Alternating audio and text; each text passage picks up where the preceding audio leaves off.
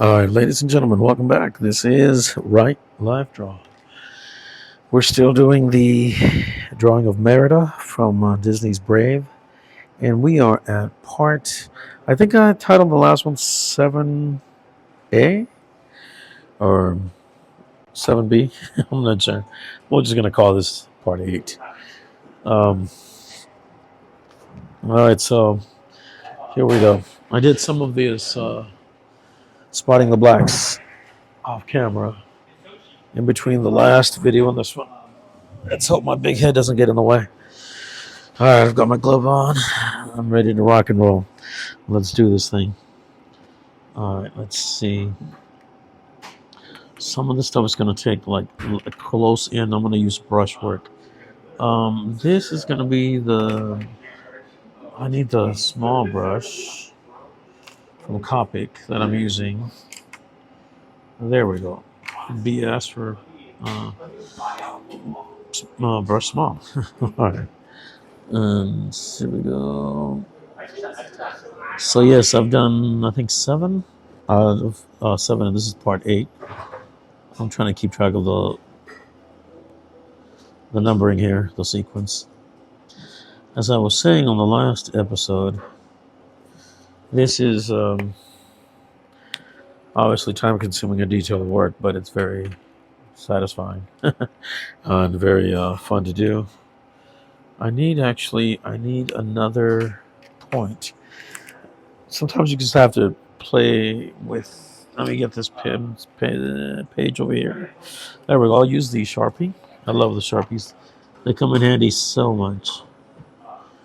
They're like my go-to inking tool. Not to ink everything, but to ink corners, shadow a line. If you have any questions about the terminologies or as I use it, I've sort of created my own vocabulary along the way over the years. Let me know, and I'll be glad to respond in the comments with how I use the terminology. I mean, there's basic stuff like panel work and Bristol board, that like the item, the name of things, that tools, materials that I'm using. I am trying to do. Okay, this is actually the bear. Create a halo there as well.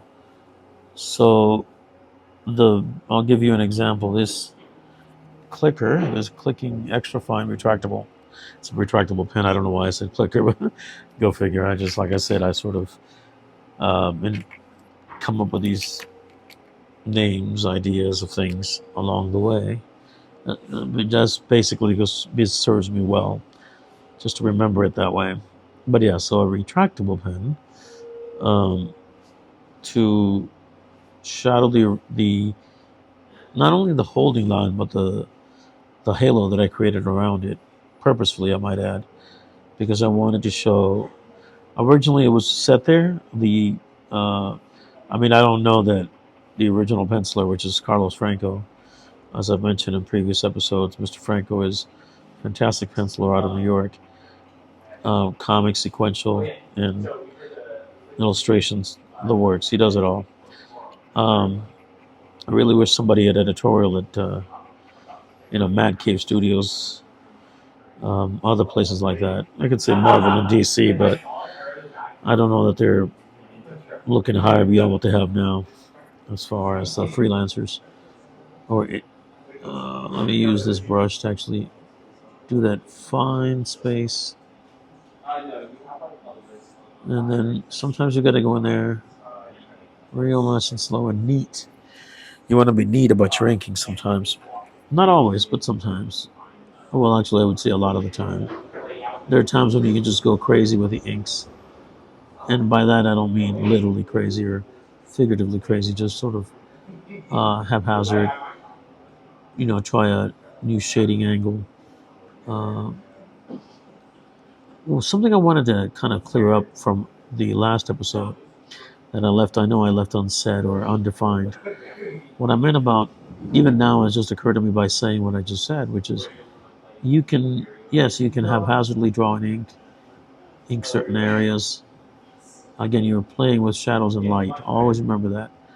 The every shadow has to have an opposite in light, if that makes any sense. And it must, in my opinion anyways, again, IMO, in my humble opinion, um, and it's just that. And everybody's got one, so they're entitled to theirs, as I'm entitled to mine. It is, how do I phrase this? All right, so inking is an art form, yes, we know all this already. I don't want to belabor that point. But I don't know, it's more than that. And it's more than just, like I said a couple of episodes back, it's meditative, blah, blah, blah. Yeah, it's that too, but you have to, after a while, you start seeing, I know it's going to sound crazy, but you start seeing in black ink. You start seeing shadows in ways that you didn't before. And if you've been doing this for a long time, for years, you start realizing you could be sitting somewhere quietly by yourself with no one to talk to, no one's talking to you. And like right here, Mr. Franco had left a space for me to create that halo, and I'm doing it with a bold stroke of the brush. That's it. That's all it requires. It's nothing fancy. It's nothing, mysterious. But you have to know where that would be. Like even here, it's faded because he did draw everything in blue pencil. So I am going to say that it is there. And also remember that there is whenever light meets shadow or shadow meets light, there is always, it's kind of like when you have two colors meet. Colorists would actually be able to vouch for this. Again, I can color. I'm not that good at it. I think there are others out there far, far better at it. Something I need to practice more of. I would say in drawing, that's probably the weakest aspect of drawing that I have. Coloring hasn't been my forte, but I'd like to think that I can color in ink, if that makes any sense. All right, do I need a halo here? Not really. There isn't one here. There isn't one here, because she's going to have her. This is the bust area, but the lower part, the upper and lower part of her rib cage, of her below her chest, it's going to be. Let me use this. This is a 0.1. I want to make sure I catch every curvature of this old style cape that she's wearing. It's probably made of an old tarp or some kind of a clumpy, sort of weaved material. Whatever it is that they wore, I don't know, 300, 400 years ago, somewhere in the Highlands of Scotland. Which reminds me, that's another aspect of this drawing that, go back to the small brush, to do this, fill in this, spotting the blacks. This is what this is called. I just call it fill in the blacks, spotting the blacks, same thing. A little bit of wind to dry it, but these are very quick, fast drying brushes and pens. Let me see if I can do this without rotating. No, I think I can without rotating anything. Let's see, that's a brush.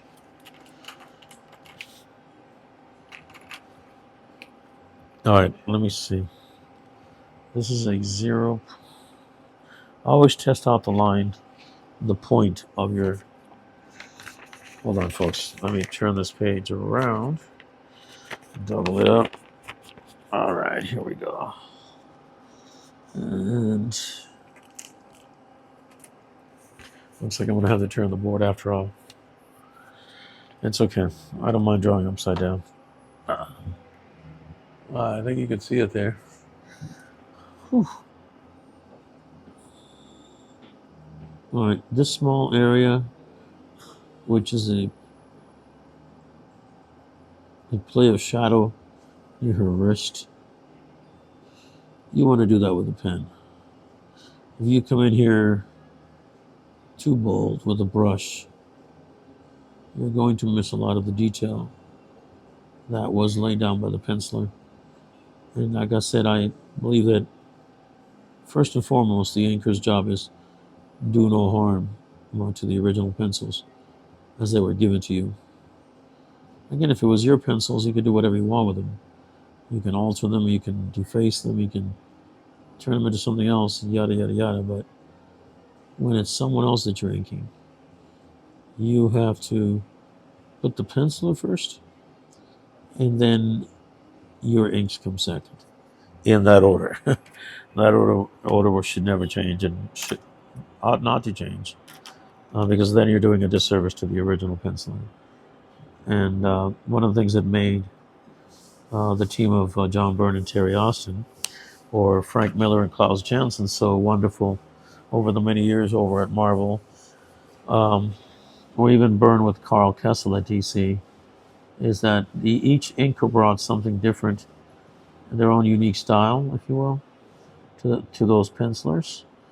But they also were faithful to those pencilers, sort of in a way that, what's interesting that I think even the penciler couldn't do. I mean, I'm sure that after years of practice, they've gotten much better at their own inking, and many of them, I'm sure, are. But that's not always the case. I've seen and known pencilers that are great at designing things and drawing, but once you take the pencil away from them and you give them a brush, an ink brush, a sable brush, a disposable brush, an ink pen, whatever, all of the above, they ink and it looks odd, weird, sort of like different from what they originally started from with their pencil line. So, and sometimes I've seen great pencilers ink their own stuff, and then I don't know if it's a matter of impatience or they get frustrated, all of the above, or they're not as skilled with the ink, and they do a not so good job by their own pencils, mostly because they rush it. I remember there was this comic book back in I think it was called Generations by John Byrne. DC gave him a contract in the I think I might have mentioned it in passing before. Anyways, he had a contract in the early 2000s with DC to do this. I think it was like 3 miniseries, 12 issues each, something like that. Sorry about that. It's a train in the background outside. Anyways, he got to write, pencil, ink, his own stuff. I think he had a letterer. I don't know if he did the lettering. I can't recall. Could have been. I don't want to guesstimate. Whoever did it. But I knew that he was the writer, the plotter, writer, penciler, and inker. And I, am loath to say this, but at the time, not today, this is 2025, when I'm filming this, I think that John Byrne is still with us, and I'm sure he's gotten so much better over the years because he just grew. He had an incredible growth spurt in his art. But anyways, in the early 2000s, he decided to take the chore of, he'd inked on his stuff before, but only here and there. You should see his pencil work inked by George Perez. It's fantastic to look at. Like the issues that they did together in, what was it, Action Comics 698? I think 699 or 598, 599, and or 600. I don't know.